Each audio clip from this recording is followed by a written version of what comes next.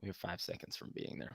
So we're almost set, guys. Welcome. Today is Friday, August 11th. And let's see what we got. Boom. Live streaming to all platforms. Perfect. Okay. Hey, guys. Today is Friday, August 11th. And you are watching, listening to the Better at Beach Volleyball podcast. And this is our coaching series. So today we're going to talk about developing some leadership and a bit of problem solving skills in your athletes. And we're going to get to that in just a second. But I wanted to share a little bit of what I've been doing before that. So this coming week is the Manhattan Beach AVP Open.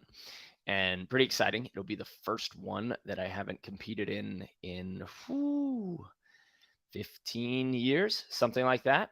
And it's exciting to be on this side of it, to be on the coaching side of it. And yesterday I'm working with one of the pro teams that I'm working with is Logan Weber and Hagen Smith. And they both know a lot. They both definitely have a coach mindset. So for me, all it is as a coach is just asking good questions. And I want to talk to those people out there who think they could coach or think they would coach, but maybe they don't have the credit. Maybe they don't have the social credit, or people don't see them as a coach. So you're worried about starting your lessons or getting into that role. But what I want you to remember is most of the time, great coaches just ask great questions. Your job is problem solving. And yesterday, working with Hagen and Logan, I was giving some small detailed parts, some things that they knew but needed to be reminded of. And that's another big time coach role, is just reminding you of things. It's not necessarily giving you new information. And when I'm working with these guys who are pros who have been in it forever, we more have discussions rather than telling. Obviously, I'm going to give my ideas and I'm going to say, hey, here's a suggestion. Here's what I think you might want to do or consider. Try it.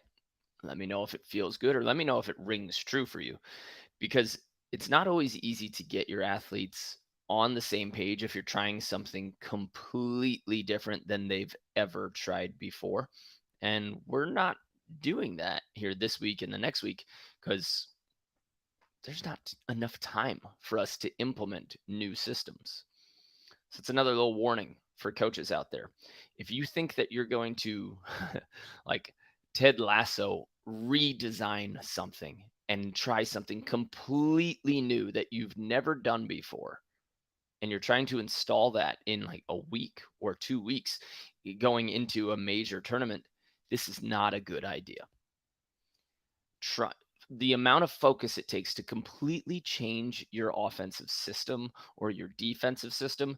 You start thinking more about that than you do about volleyball. So it becomes very much like lifting or working out, where we almost wean or taper. We use a taper towards our championship performance. That means that you do less. And we want to do that physically, but also we definitely want to build to that point throughout a season. So if you're in the last week or 2 weeks of your season, don't try to install something brand new. Let them perfect what they have. Okay. And if we go back to teaching now, I know I'm bouncing around a little bit, but when you're at the end of your season or you're right before your tournament, you might have the chance to remind yourself of one good tip. But if you're trying to redesign your entire passing or your entire setting or the way you structure your offense or play defense, I don't recommend doing that without some opportunity to practice it. Make sure that if you are implementing a fast last second change, do one thing, one key that you think improves it. One of the basics for passing is, okay, get my hands together and hold my hands together. If you can remember that, you're going to be good. yesterday when we were working with Logan, we noticed a few high serves were hitting him out the shoulders all the time. And he knows this. He knows that he should keep the ball in front of his body, but he was using a drop step and the ball kept getting behind him. So I said, "Hey, Logan, you keep getting hit over the shoulder, right? And then we don't get the ball forward. So how do you fix that? What ideas do you have?" And he said, "I can move back quicker. I can step back. I can start further back." And both of those are good ways to do it. You know, Brandon and Hagen saw his platform is getting behind his body. I saw that he wasn't moving his feet. So we saw different things, but we really saw the same thing. We just said it in a different way. And then it's up to Logan to try and make those fixes. And we started to make those fixes yesterday, right? This is plenty of time. Now, I'm not going to have him say start deeper in serve receive the day of the tournament. I'm not going to have him experiment with like new distancing and change everything, but we've got some time here where he can adjust and maybe make an important adjustment going into that. And that's what we're looking for this week from him. If you're playing and you think that you want to try maybe to run an on-two offense, or you want to ask your blocker or your defender to do something that you've never asked them to do before, it's going to be sloppy. And I think a lot of partnerships end up ruining themselves because you try to ask for something in the moment that maybe this person has never heard of, has never attempted, has never practiced, or their skill set just doesn't allow them to do that. I I see a lot of B and A players who the defender looks at the, I don't know, 5'10, 5'11 blocker, somebody who's really not that big on the men's side, and they're almost yelling at them and disappointed, like, "Hey, you got to take that line. You got to take that line." Or a blocker who's 5'10 or 5'11 trying to block, and then a high line goes behind them and it lands for a kill. And they're looking at the defender saying, "You got to get that. You got to get that." Well, guys, that's unreasonable. The court's fairly big. So if you're not huge as a blocker, you're not really going to slow down high lines. And this is another reason why we tell more blockers than not, or more players than not, you should peel. If you're not getting your elbows, at minimum, your elbows above the net, you're not effective at blocking, stopping, or slowing down high lines. I need to say this again. If you're not getting at least your elbows above the net when you block, you are not effectively slowing down high lines. So, what does that mean for you and your partner? That means that when the other team scores a high line and you as a blocker stayed at the net and jumped, you cannot look at your defender and say, "Man, you got to dig that." The AVP players won't dig that because it's not high enough for them to go. The blocker's not forcing the high line to go up, they're not slowing it down.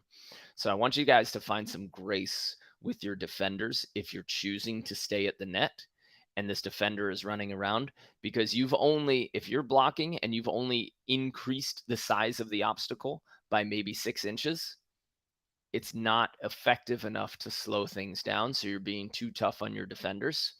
And defenders, you're probably being too tough on yourself, right? Even at the AVP level. And I know that these stats get worked differently when we talk about AA, and B level. But at the AVP level, winning championships, you're getting 5, 6 digs per set. So if we look at 21-19, 21-19, 5 digs for 40 points, you're looking at 1 dig every 8 points in order to win a championship. There are definitely, or should be, a lot more digs the lower the level we get because people aren't necessarily hitting down. But it shows that if you only need 1 dig every 8 points at the highest level against the highest level athletes, that means you've got a lot of time to give yourself some grace. if you're not touching the ball. But blockers, people who are there at the net, please, if you're not getting your elbows above the net and the person who is scoring all the points against you is doing it by shooting, in other words, they're hitting high lines or hitting cut shots, this is not your defender's fault. This is your team's fault. And you have to problem solve that. We problem solve that by maybe fake blocking, dropping really late, dropping really early. We can run fours and threes and we can ignore you as a blocker. You could always block ball and make somebody try to hit over you. So, in other words, the blocker will read the attacker and say, which way are they trying to hit? Okay, I'm going to put my hands wherever I see them. So the blocker is on a read. And maybe if it's a shooter and that attacker is looking for the defender, now the defender has the opportunity to juke and move. So it's really not up to your blocker to slow anything down. It's just up to them to maybe make them hit 6 inches higher. But now it's up to you to trick the attacker into hitting at you. Okay. But we also can't run into a lot of combinations like this.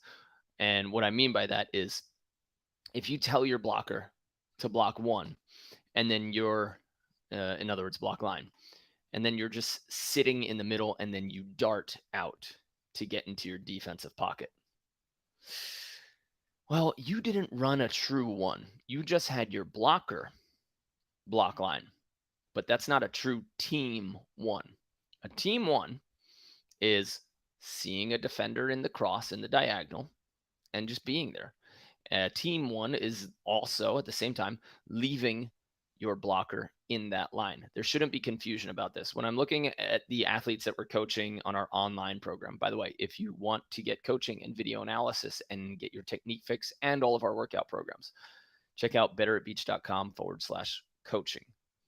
Head there, and then you can sign up and we'll do some video analysis together. But where was I? Oh, we see our defenders running completely different plays than we saw our blocker give signs for.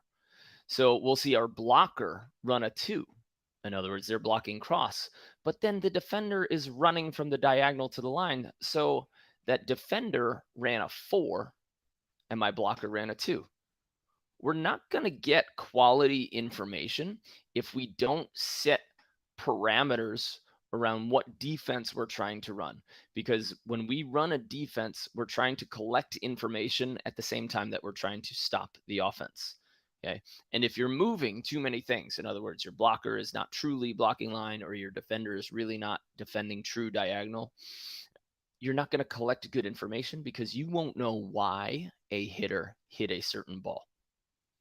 If you control certain variables, then you can learn why an attacker is hitting certain balls. Is it because they saw a blocker move? Is it because they saw a defender move? Is it because at the beginning of the point they're there? Or is nothing you do changing what they do or have any correlation to what you're doing on defense? If that's the case, if you find zero correlation to your defensive set and the way that they attack, guess what? They're not looking at you. They're just hitting whatever they want to hit. So it doesn't really matter what you run. That means you should get stable. I hope that makes sense. You should get still if you know that the person is not looking at you, looking for you. So, defenders, this is way off topic for what we did, but defenders, start looking at the eyes of attackers. Blockers, start looking at the eyes of attackers during their approach. If you notice that at no point are they looking at you or looking your way, they're not looking for you. So there is no point in running bait and switches. There is no point in not getting directly to your defensive position. Defenders, blockers, look at the eyes of the attacker throughout their approach for a few points. And if you know that they're not looking at you and looking for you, you must just go straight to your defensive base for the rest of the match. Okay. Of course, always be ready for on 2, but The way to defend on two for everybody out there, the way to defend on two is not sitting in the middle of the court. You have a defensive play call for on two, and you play it the same way you play on three, which means, hey, if I'm going to serve their right side, if they go on two blocker, you block the right side of the court. I'll be defending the left side of the court. Because then we're still in chase mode. We're still in like a regular line block. Or you could say, blocker, you block the line of approach, which is going to be you block the left side on two. I'll make sure I'm defending the right side on two. And in that case, then you're already both in your position. So I actually like that play a lot better. Okay. Stop trying to defend the on two ball out of the middle. Have a play call. When you know a team attempts to go on two, say, you block this side to defend on two, prepare for it. I will defend this side to prepare on two. Okay. Hope that makes sense. Thanks, Steve. Appreciate the message, man. All right. We are going to get in today's actual main topic right after I give you guys some cool dates. It looks like we are starting to set something up with Dakin Volleyball up in Seattle. So a lot of people from Seattle have been asking us to go up there and run an event. And we are in the initial stages of heading up there to Seattle in either the fall or sometimes after January. So, guys, be on the lookout for that and start spreading the word. I know you guys have 3 indoor courts up there, so it's going to be a small camp, smaller than we usually like to run. But as an initial start to heading up to Seattle, this will actually be our second time going to Seattle. But since we've started the 3-day camps, it's going to be a big thing. San Diego, I know you guys have been asking for an event for a while, so we'd love to come down there as well. But coming up, 4-hour events. August 20th, we have advanced defensive techniques and tactics for women's B and A players on August 20th. It's 9 days from today. August 24th and 25th in Virginia Beach, we are running a 2-day clinic there. St. Pete, Florida, we have a 3-day camp for men's and women's B and A players, August 25th to 27th, and for A and double A players, September 8th to 10th. Speaking of Florida and Postcard Inn and St. Pete Beach, we are running leagues this fall. So we're very excited. We had a number of phone calls with Postcard Inn, but Wednesday nights, all fall, we are going to run a beach volleyball league, and I think we are going to run a 4-on-4 league. So if you are in St. Pete, if you're near St. Pete, Tampa, Clearwater, come hang out with us every Wednesday night. We're getting drink discounts, food discounts with Postcard Inn. We even got a parking discount, so that will be included in your league fees. So this fall, St. Pete Beach, Postcard Inn, Wednesday night leagues. Come hang out with our squad. It's going to be fun and cool and awesome. Ozark, we're having a phone call today with Ozark Volleyball, and hopefully we can set a date there as well, including trying to hit up Boston, but that might be a summer one. So a lot of irons in the fire, I guess you could say. All right. If you guys want us to run an event, of course, you know where to find us at Mark Burek on Instagram, and let's start setting something up. We have a number of applications in for our videographer and social media editing. If you guys know sales and you know social media and you can edit videos and you know volleyball, I really want to make sure that you guys know volleyball because we are an education-based company. So we have a lot of entertaining reels and stuff, but it's all based on education. So if you don't know the game, but you're a video editor, this is not the job for you. If you know volleyball and a little bit of coaching, we'd love to see you on the video editing team. And we are coming out with a bunch of new swag very quickly. Lastly, if you're coming to the Manhattan Beach Open, AVP, please stop by our tent, say hello.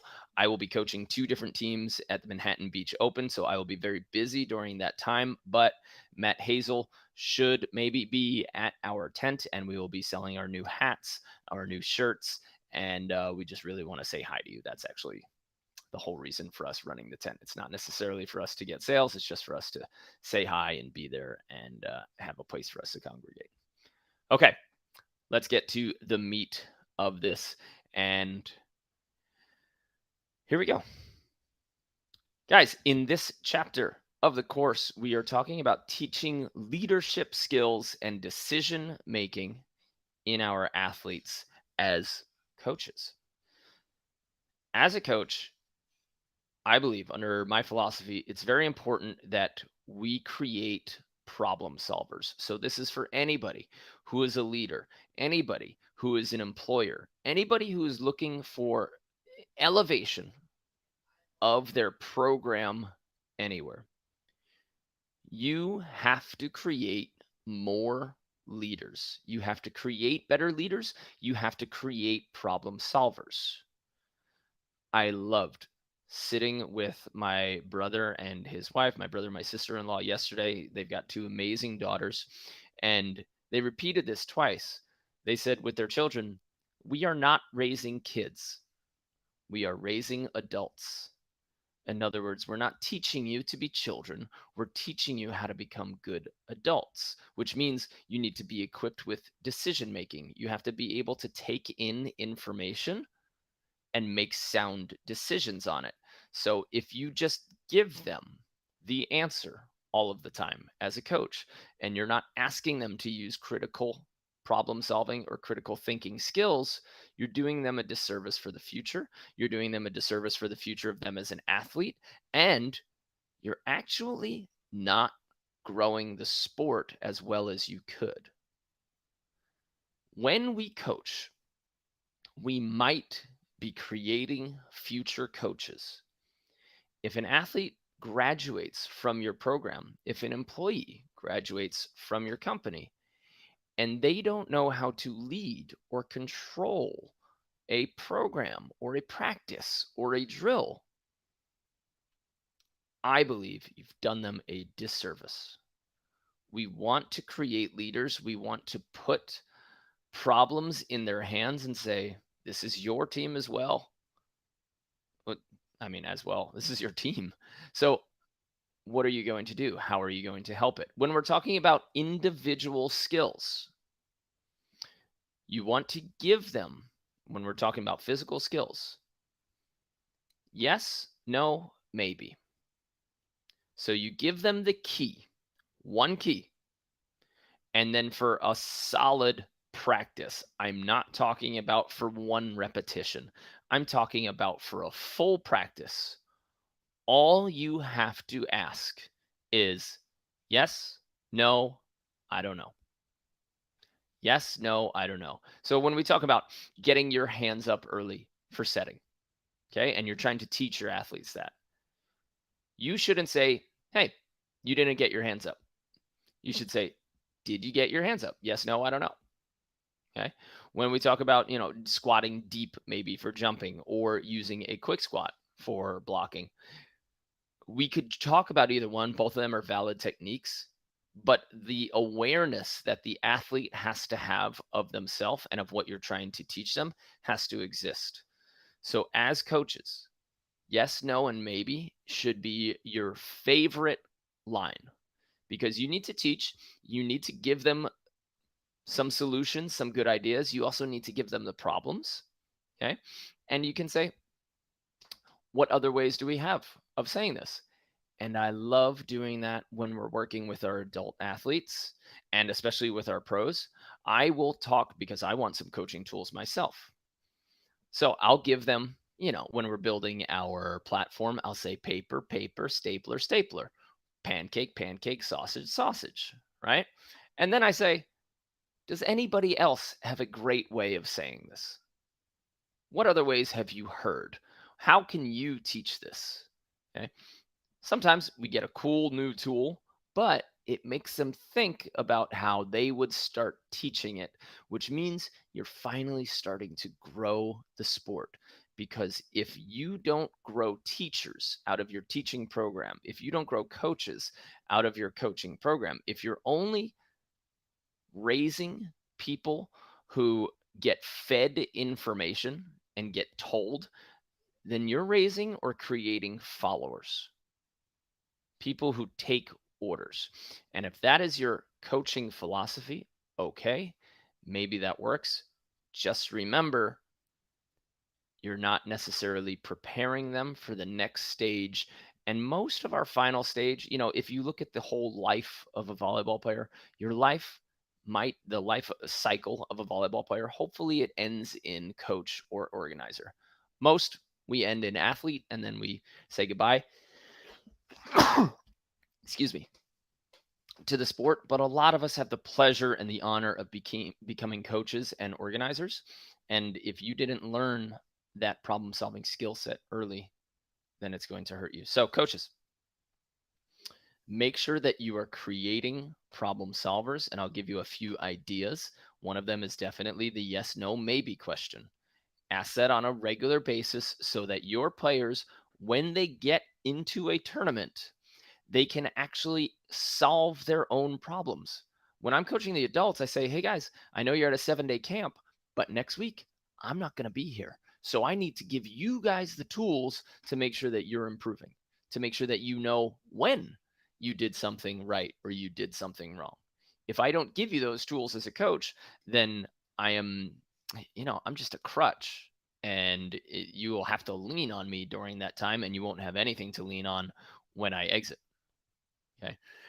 Another one that I absolutely love. So, two examples from my coaching career. Okay. I would, quote unquote, show up late. Some accidental emergency. Okay. I lied to my players, but it was for a good reason. Little white lie. Okay. I said, hey guys, I would text two of the captains and I would say, hey, I'm running late. There's traffic on the Bell Parkway. I need you to lead warm-ups. Then, of course, I was already at the gym on time. I would just stay outside the glass doors and peek in. And I would see if they're leading warm-ups, if they're actually doing it. Sometimes they didn't know all the drills, but sometimes some of the other players did. And they got to figure out how to prepare themselves. Okay?